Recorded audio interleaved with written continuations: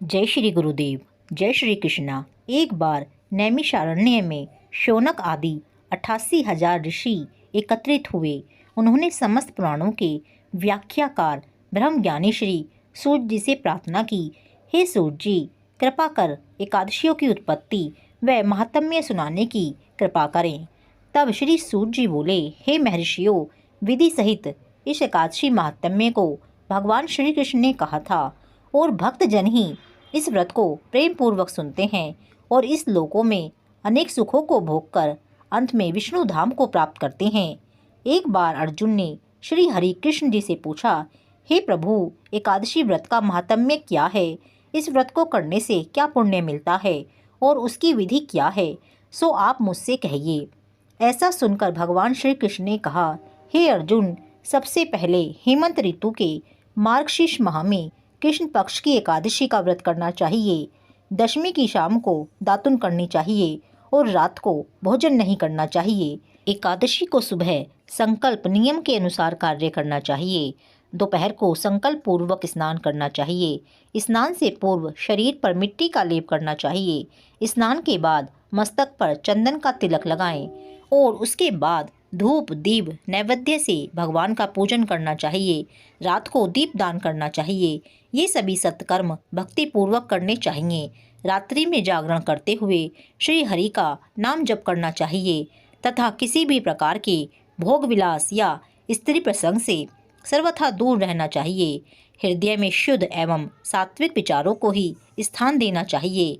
एकादशी के दिन श्रद्धा पूर्वक ब्राह्मणों को दान दक्षिणा देनी चाहिए और उनसे अपनी गलतियों की क्षमा मांगनी चाहिए। धार्मिक जनों को शुक्ल और कृष्ण पक्ष दोनों ही एकादशियों को एक समान समझना चाहिए। उनमें भेदभाव उचित नहीं है। इस विधि के अनुसार जो मनुष्य एकादशी का व्रत करते हैं उनको शंखों द्वार तीर्थ एवं दर्शन करने से जो पुण्य मिलता है वह एकादशी व्रत के पुण्य के 16वें भाग के बराबर भी नहीं है। हे पांडुश्रेष्ठ, व्यतिपात योग में, संक्रांति में तथा चंद्र सूर्य ग्रहण में दान देने से और कुरुक्षेत्र में स्नान करने से जो पुण्य प्राप्त होता है वही पुण्य मनुष्य को एकादशी का व्रत करने से प्राप्त होता है। हे अर्जुन, जो फल वेद पाठी ब्राह्मणों को 1000 गोदान करने से मिलता है उससे 10 गुना अधिक पुण्य एकादशी का व्रत करने से मिलता है। 10 श्रेष्ठ ब्राह्मणों को भोजन कराने से जो पुण्य मिलता है वह एकादशी के पुण्य के 10वें भाग के बराबर होता है। निर्जल व्रत करने का आधा फल एक बार भोजन करने के बराबर होता है। अतः एकादशी का व्रत करने पर ही यज्ञ, दान, तप आदि मिलते हैं, अन्यथा नहीं। अतः एकादशी को अवश्य ही व्रत करना चाहिए। इस व्रत में शंख से जल नहीं पीना चाहिए। मांसाहार तथा अन्य निरामिष भोजन एकादशी के व्रत में सर्वथा वर्जित है। एकादशी व्रत का फल 1000 यज्ञों से भी अधिक है। ऐसा सुनकर अर्जुन ने कहा, हे भगवान, आपने इस एकादशी के पुण्य को अनेक तीर्थों के पुण्य से श्रेष्ठ तथा पवित्र क्यों बतलाया है? यह सब आप विस्तार पूर्वक कहिए। तब भगवान श्री कृष्ण बोले, हे कुंती पुत्र, सतयुग में एक महाभयंकर दैत्य हुआ था। उसका नाम मुर था। उस दैत्य ने इंद्र आदि देवताओं पर विजय प्राप्त कर उन्हें उनके पद से च्युत कर दिया था। तब देवेंद्र ने शंकर भगवान से प्रार्थना की, हे कैलाशपति, हम सब देवता मुर दैत्य के अत्याचारों से दुखी होकर मृत्युलोक में अपना जीवन व्यतीत कर रहे हैं। राक्षसों के भय से हम बहुत दुख और कष्ट भोग रहे हैं। मैं स्वयं भी बहुत दुखी और भयभीत हूँ। अन्य देवताओं की तो बात ही क्या है। अतः हे देवाधिदेव, आप कृपा कर इस महान दुख से छूटने का उपाय बतलाइए। तब शंकर जी ने कहा, हे देवेंद्र, आप विष्णु भगवान के पास जाइए। मधु कैटभ का संहार करने वाले श्री हरि देवताओं को अवश्य ही भय से मुक्त करेंगे। इंद्र तथा अन्य देवता महादेव जी के आदेशानुसार क्षीर सागर गए, जहाँ पर भगवान विष्णु शेष शैया पर विराजमान थे।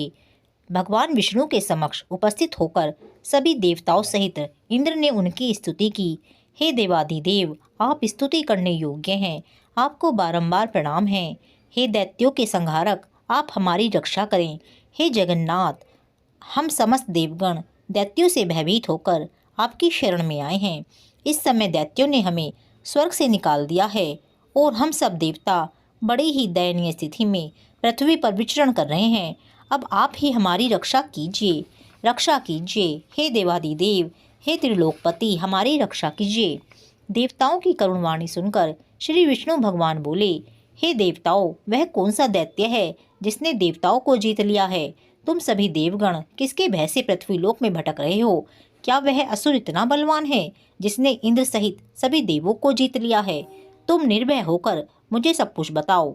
भगवान के उन अमृत रूपी वचनों को सुनकर इंद्र बोले, हे भगवान, प्राचीन समय में ब्रह्म वंश में उत्पन्न हुआ नाड़ी जंगम नाम का एक दैत्य था, जिसका मुर नामक एक पुत्र है जो चंद्रवती नामक नगरी में निवास करता है, जिसने अपने बल से समस्त विश्व को जीत लिया है और सब देवताओं को देवलोक से निकालकर अपने दैत्य कुल के असुरों को इंद्र, अग्नि, यम, वरुण, चंद्रमा आदि लोकपाल बना दिया है। वह स्वयं सूर्य बनकर पृथ्वी को तापता है और स्वयं ही मेघ बनकर जल की वर्षा भी करता है। अतः आप उस बलशाली भयानक दैत्य का संहार करके देवताओं की रक्षा करें। इंद्र के ऐसे वचन सुनकर श्री विष्णु भगवान बोले, देवताओं, मैं तुम्हारे शत्रु का शीघ्र ही संहार करूंगा। मुझे तुरंत ही चंद्रवती नगरी में ले चलिए। इस प्रकार भगवान विष्णु देवताओं के साथ चल दिए। उधर दैत्य राज मुर ने अपने तेज से जान लिया कि श्री विष्णु युद्ध की इच्छा से उसकी राजधानी की ओर आ रहे हैं। अतः अपने राक्षस योद्धाओं के साथ वह भी युद्ध भूमि में आकर गरजने लगा। देखते ही देखते युद्ध आरंभ हो गया।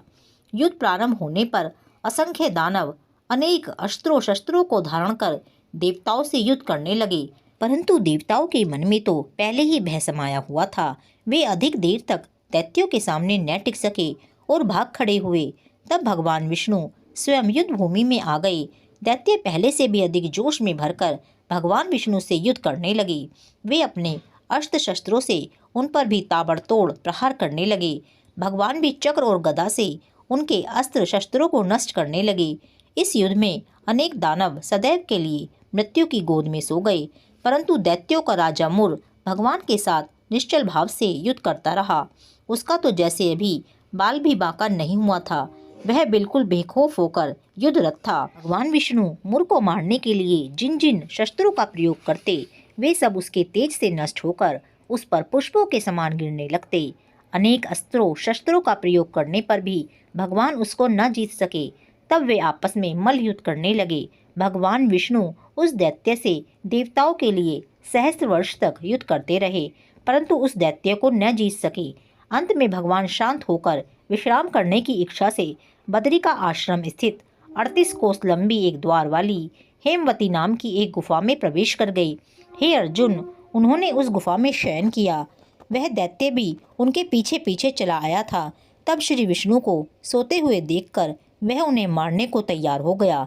उसका ख्याल था कि मैं आज अपने चिर शत्रु को मारकर हमेशा हमेशा के लिए निष्कंटक हो जाऊंगा, किंतु उसकी वह इच्छा पूर्ण न हो सकी, क्योंकि उसी समय भगवान विष्णु की देह से दिव्य वस्त्र धारण किए एक अत्यंत सुंदर कन्या उत्पन्न हुई और दैत्य को ललकार कर उससे युद्ध करने लगी।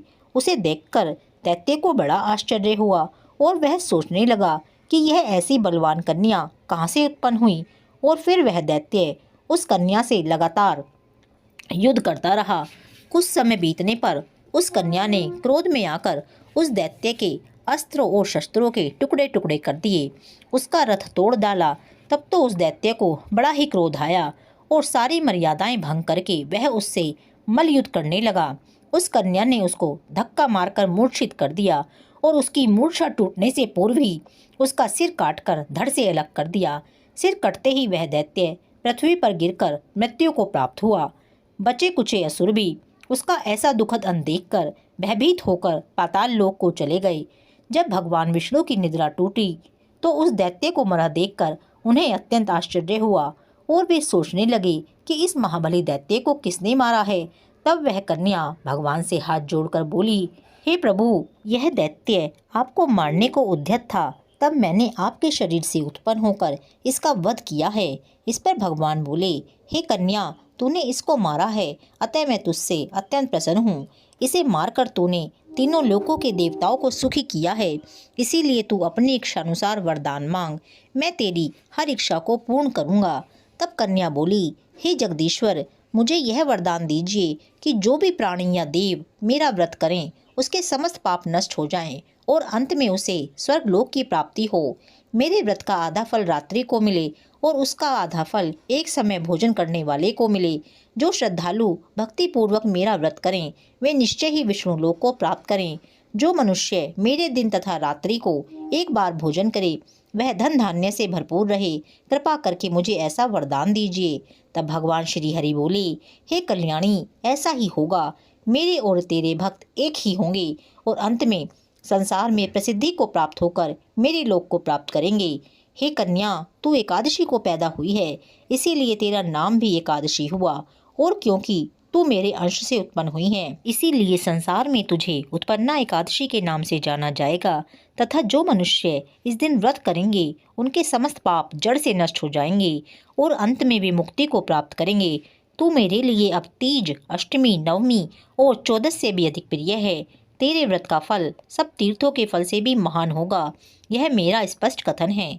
ऐसा कहकर भगवान उसी समय उसी स्थान पर अंतर ध्यान हो गए। एकादशी भी भगवान के उत्तम वचनों को सुनकर अत्यंत प्रसन्न हुई।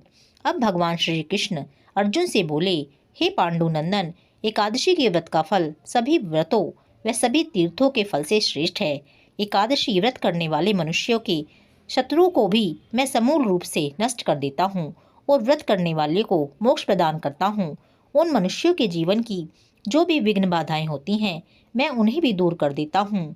तात्पर्य यह है कि मुझे अत्यंत प्रिय एकादशी के व्रत को करने वाला प्राणी सभी ओर से निर्भय और सुखी होकर अंत में मोक्ष का अधिकारी होता है। हे अर्जुन, यह मैंने तुम्हें एकादशी की उत्पत्ति के विषय में बतलाया है। एकादशी व्रत समस्त पापों को नष्ट करने और सिद्धि को देने वाला है। उत्तम मनुष्यों को दोनों पक्षों की एकादशी को समान समझना चाहिए, उनमें भेदभाव मानना उचित नहीं है। जो मनुष्य एकादशी महात्म्य का श्रवण में पठन करेंगे वे अश्वमेध यज्ञ के समान फल प्राप्त करेंगे। यह मेरा सत्य वचन है, इसमें किसी भी प्रकार का संशय नहीं है। कथा और महात्म पूर्ण। वास्तव में यह एकादशी भगवान विष्णु की साक्षात शक्ति है। जिस शक्ति ने उस राक्षस का वध किया जिसे भगवान भी जीत पाने में असमर्थ थे, उस शक्ति के आगे मनुष्य के पाप रूपी राक्षस भला कैसे ठहर सकते हैं। जिस शक्ति ने देवताओं को सुख दिया वह प्राणी मात्र को क्या नहीं दे सकती। सुख, समृद्धि, शांति, मोक्ष सभी कुछ सहज ही प्राप्त हो जाता है। जय श्री राधे, जय श्री कृष्णा।